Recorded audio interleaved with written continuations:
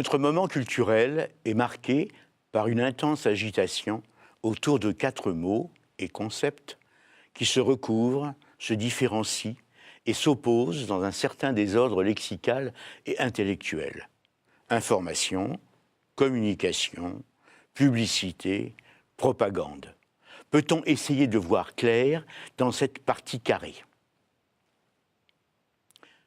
Quand j'ouvre ma radio ou la télévision à 20h pour écouter les informations, je suis en attente de connaître ce que je ne savais pas, qui avait eu lieu dans un certain espace, plus ou moins lointain, auquel je n'ai pas accès par mes seuls moyens. Après l'ère Gutenberg, l'ère Marconi, me met en relation avec le monde extérieur. Je ne suis pas contraint d'ajouter foi à ce qui m'est transmis, et je peux même soupçonner, dans le choix des informations, et dans l'ordre où elles me sont données, qu'il peut y avoir, de la part de ceux qui sont les maîtres d'œuvre des émissions, un désir plus ou moins fort, ou plus ou moins adroit, de me manipuler. Je sais que la fonction conative, les linguistes ont ainsi nommé cette part du message qui vise l'interlocuteur et désire peser sur son opinion, forcer son adhésion, le séduire. De tout message est présent, mais je me crois capable de la détecter et de me défendre.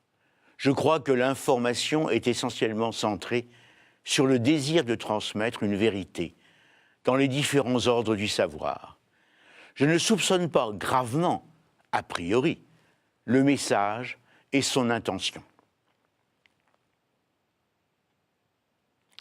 Le spot publicitaire qui s'intercale provoque en moi un changement de visée, d'intentionnalité, dirait le philosophe. De manière explicite, le message qui est marqué par une fonction conative que je ne peux que soupçonner dans le moment, information. Je sais, et on ne se cache pas de ce souci, que dans le moment publicitaire, il s'agit de faire pression sur moi en vue de créer un discernement favorable à l'achat de tel produit déclaré meilleur que tel autre. D'une certaine manière, le message publicitaire est le plus honnête de tous, puisqu'il ne cache pas son intention. La vérité de ce qu'il affirme, X lave plus blanc qu'Y, n'est pas examinée. L'expérience tranchera. Avec la communication, nous entrons dans une autre logique, celle du dire comme d'une entreprise ou de responsable de la communication d'un parti politique ou d'une organisation sociale. Les communicants de ces organisations sont chargés de faire connaître, de manière louangeuse, les travaux de leur groupe en créant des réseaux d'influence et de sympathie dans le groupe social. La fonction conative est au centre de leur activité, mais de manière souvent masquée, en s'abritant derrière la neutralité d'une communication cousine germaine de l'information. Les communicants se défendent d'être des publicitaires, ils se veulent des sociologues, ils choisissent les éléments de langage à mettre en avant, ils organisent ces éléments mettant en scène leurs projets sociopolitiques. Ils mettent en place les données matérielles et psychologiques dont ils pensent qu'elles sont nécessaires pour orienter l'opinion du public visé. La propagande est le stade ultime de cette réflexion qui tend à créer et solidifier dans l'opinion une adhésion forte à une attitude politique ou spirituelle. L'homme de la propagande n'a plus d'hésitation sur les moyens. La force en lui de ses convictions légitime son action. Il est prêt à s'ouvrir au mensonge, à la calomnie et à participer, s'il le faut, au meurtre de l'autre.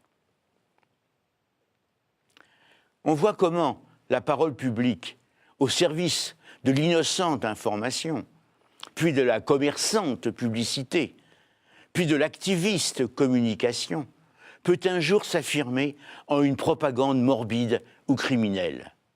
Au cœur de cette dérive, de ce dérapage incessant, est la difficulté où l'on peut être de discerner le vraisemblable du vrai, le mensonge de la vérité.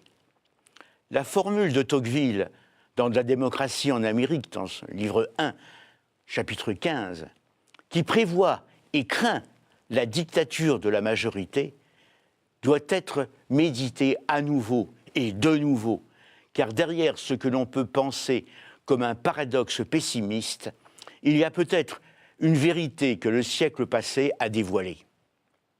Tocqueville a eu le mérite de penser à contre-courant que la démocratie majoritaire pouvait être une forme politique favorable à un totalitarisme qu'il appelle la tyrannie, que l'on n'avait pas prévu parce que l'on était aveuglé par la pensée de Rousseau.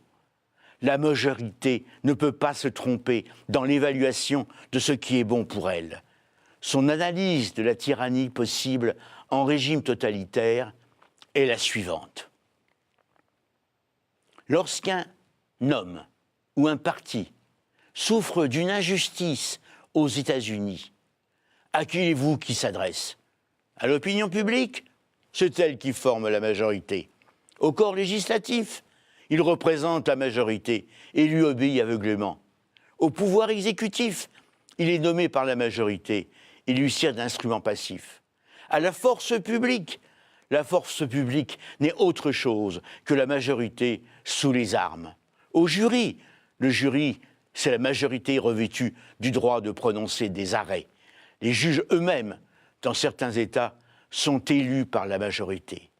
Quelque inique ou déraisonnable que soit la mesure qui vous frappe, il faut donc vous y soumettre. Et Tocqueville conclut, ce que je reproche le plus au gouvernement démocratique, tel qu'on l'a organisé aux États-Unis, ce n'est pas, comme beaucoup de gens le prétendent, en Europe, sa faiblesse, mais au contraire, sa force irrésistible.